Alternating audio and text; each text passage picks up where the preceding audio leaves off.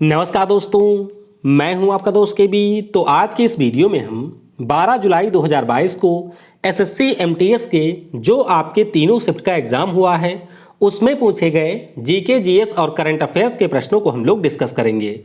तो पूरा वीडियो बहुत ही ध्यान से देखिएगा। इस वीडियो की जो पीडीएफ फाइल है वह आपको टेलीग्राम चैनल केवी गुरुजी या kvguruji.in के ऊपर मिल जाएगी। वहां से आप तीनों शिफ्ट के प्रश्नों की पीडीएफ को डाउनलोड कर सकते हैं। इसके अलावा मैं आपको बता दूं कि अगर आप भी एसएससी एमटीएस का एग्जाम देते हैं तो ये मेरा व्हाट्सएप नंबर है। इसके ऊपर आप मेरे साथ जीके जीएस और करंट अफेयर्स के प्रश्नों को शेयर कर सकते हैं। तो चलिए अब इस वीडियो की हम शुरुआत करते हैं। तो सबसे पहले हम लोग तीसरी शिफ्ट में जो प्रश्न पूछे गए थे उन्हीं सारे प्रश्नों को डिस्कस करेंगे। तो एक प्रश्न पूछा गया कि राष्ट्रकूट वंश का संस्थापक कौन था। तो सिंपल सा प्रश्न है, ध्यान रखिएगा। जो आपका दंती दुर्ग था इसी के द्वारा 756 ईस्वी में राष्ट्रकूट वंश की स्थापना की गई थी। राष्ट्रकूट वंश की बात करते हैं तो आपको यह भी ध्यान रखना है कि इसकी जो राजधानी है वो मलखेड़ा या फिर जिसे हम लोग मान्यखेत कहते हैं वहां पर राष्ट्रकूट वंश की राजधानी थी।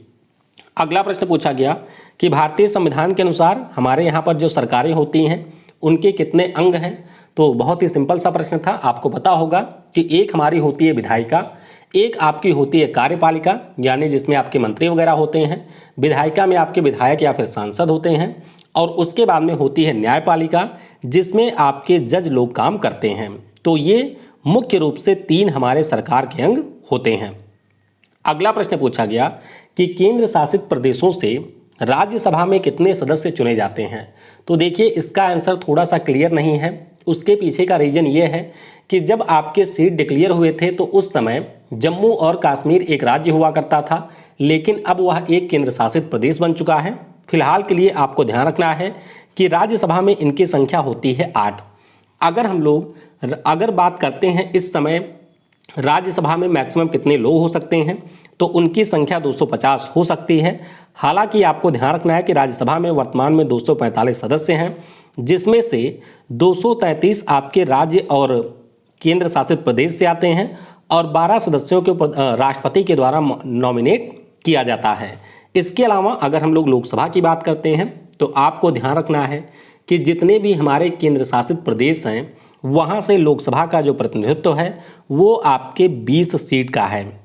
सबसे ज़्यादा जो 7 सीटें हैं वो आपको दिल्ली यूनियन टेरिटरी में देखने को मिलेंगी। अगला प्रश्न पूछा गया कि 1191 में तराइन के युद्ध में पृथ्वीराज चौहान ने किसे हराया था या फिर मोहम्मद गोरी किसके हाथों हारा था। तो ध्यान रखिएगा पृथ्वीराज चौहान ने यहाँ पर मोहम्मद गोरी को हराया था। उसके बाद में 1192 में तराइन का दूसरा युद्ध होता है जिसमें मोहम्मद गोरी पृथ्वीराज चौहान को हरा देता है। अगला प्रश्न पूछा गया कि सती प्रथा का जो उन्मूलन है ये किस वर्ष किया गया था। तो आपको ध्यान रखना है इसका जो उन्मूलन है वो 1828 में किया गया था। इसके उन्मूलन में जो सबसे बड़ा योगदान है वो हमारे राजा राम मोहन राय जी का है और इन्होंने विलियम बेंटिक के साथ में मिलकर के सती प्रथा का उन्मूलन हमारे देश से किया था।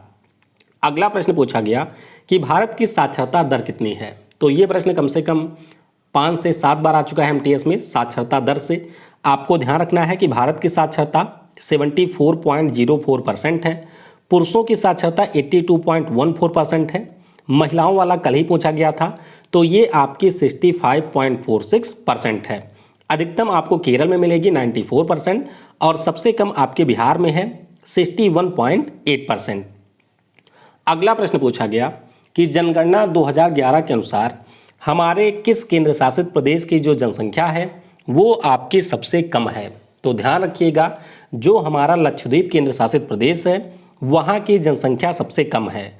राज्यों में सबसे कम जनसंख्या आपके सिक्किम की है, लेकिन अगर हम लोग यूटी की बात करते हैं तो सबसे कम जनसंख्या है लक्षद्वीप की, और सबसे अधिक की बात करते हैं तो सबसे अधिक आपको दिल्ली में देखने को मिलेगा।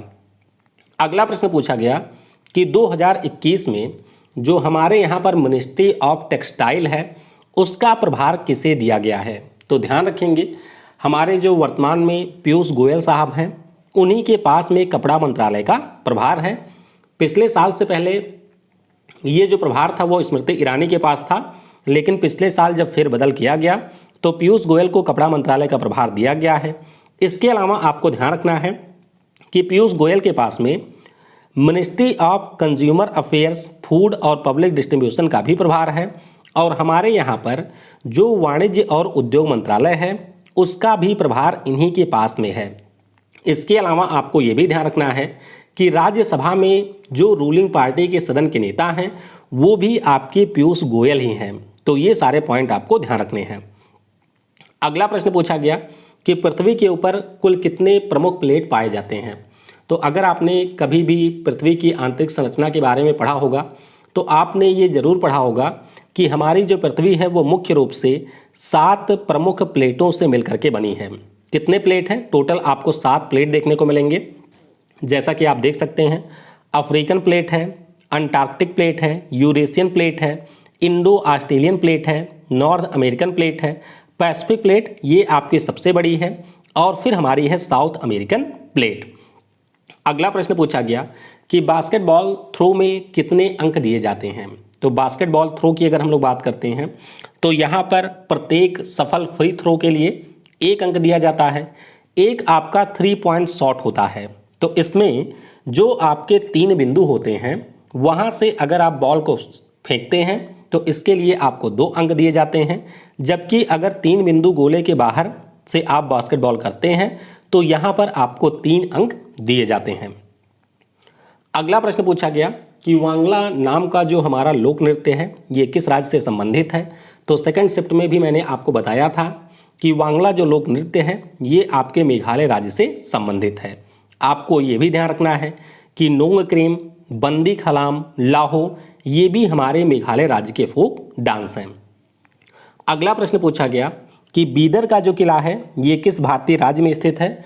तो बीदर के अगर हम लोग किले की बात करते हैं ये आपको मिलेगा कर्नाटक में। कहाँ पर है? कर्नाटक में है। और हमारे बहमनी साम्राज्य के एक राजा थे जिनका नाम अलाउद्दीन बहमन है, उन्हीं के द्वारा इस किले का निर्माण करवाया गया था। अगला प्रश्न पूछा गया कि भारत में जो जनगणना है वो कितने वर्ष के दौरान अंतराल पर की जाती है। तो आप सभी को पता है कि हमारे देश में जो जनगणना है वो प्रत्येक 10 वर्षों के अंतराल पर की जाती है। तो ये तो काफ़ी सिंपल प्रश्न है। अगर आपसे पूछा जाए कि हमारे देश में पहली बार जनगणना कब हुई थी, तो सबसे पहली बार आपके देश में जनगणना 1872 में हुई थी। लेकिन अगर हम लोग पहली नियमित जनगणना की बात करते हैं तो वो आपकी 1881 में लॉर्ड मेयो के द्वारा करवाई गई थी। और अगर आपसे ये पूछ लिया जाए कि पहली सोशियो इकोनॉमिक कास्ट सेंसस कब हुई थी, तो ये हुई थी 1931 में, और लास्ट टाइम ये हुई है 2011 में। तो ये सारे पॉइंट आपको ध्यान रखने हैं। अगला प्रश्न पूछा गया कि अल्पसंख्यक के हितों के संरक्षण संबंधी जो प्रावधान है ये किस अनुच्छेद में है। तो ये आपका सिंपल सा प्रश्न है, ध्यान रखिएगा, ये आपको आर्टिकल 29 में देखने को मिलेगा। अगला प्रश्न पूछा गया कि 2013 में जो Indian Grand Prix Formula 1 race है इसका आयोजन कहाँ पर किया गया था। तो काफ़ी ज़्यादा टफ प्रश्न ये था, ध्यान रखिएगा। इंडियन ग्रांड प्रिक्स हमारे यहाँ पर एक ही बार हुआ था 2013 में, और इसका आयोजन हुआ था उत्तर प्रदेश के ग्रेटर नोएडा में। कहाँ पर? उत्तर प्रदेश के ग्रेटर नोएडा में आयोजन किया गया था। अगला प्रश्न पूछा गया कि इंद्राणी रहमान का संबंध हमारे किस क्लासिकल डांस से है। तो उड़ीसी नाम का जो डांस है उसको ऊंचाइयों पर पहुंचाने में इनका बहुत ही महत्वपूर्ण योगदान है।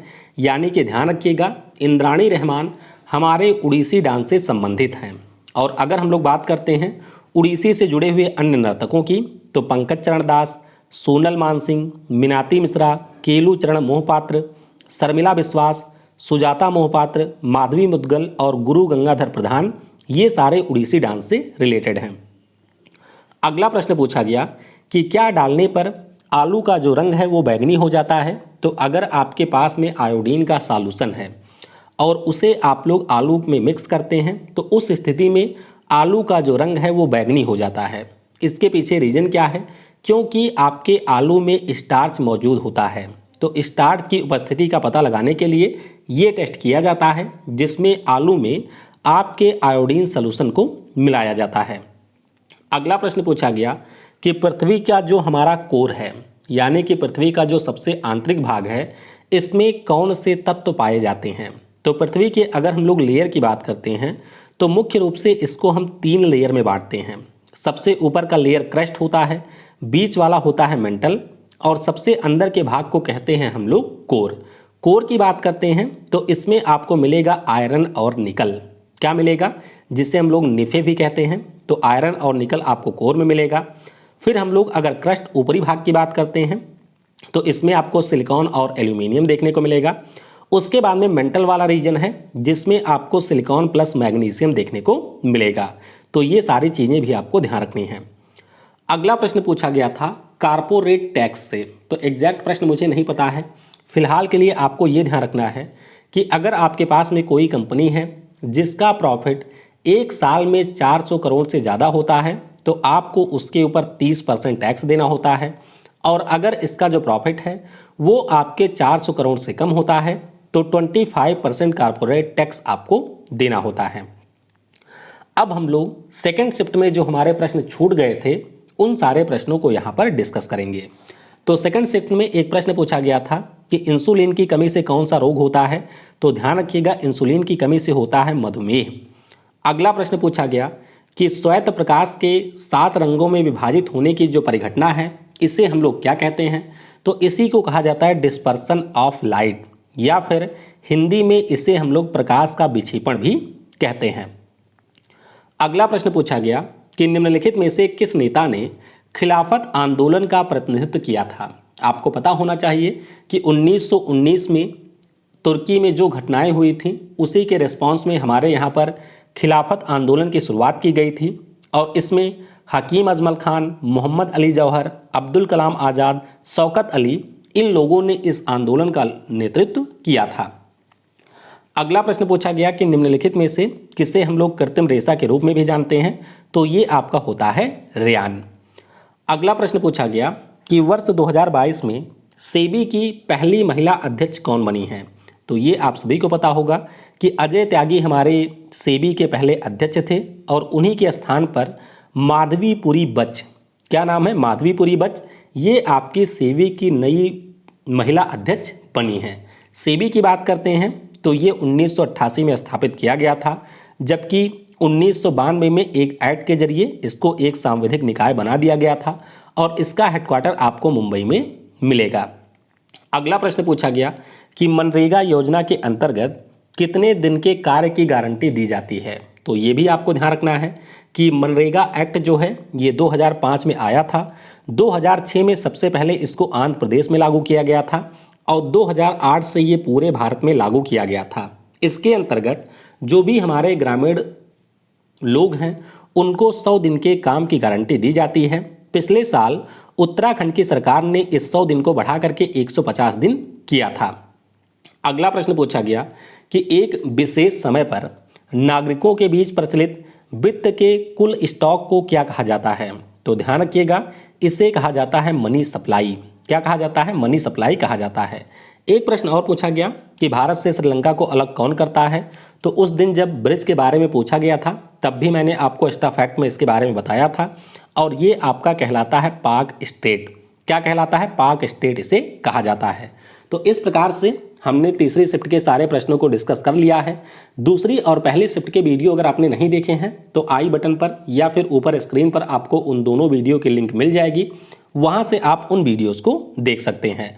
और इसकी जो PDF फाइल है वह रात तक आपको केवी गुरुजी टेलीग्राम चैनल और kvguruji.in दोनों के ऊपर मिल जाएगी। Thanks for watching. जय हिंद, जय भारत।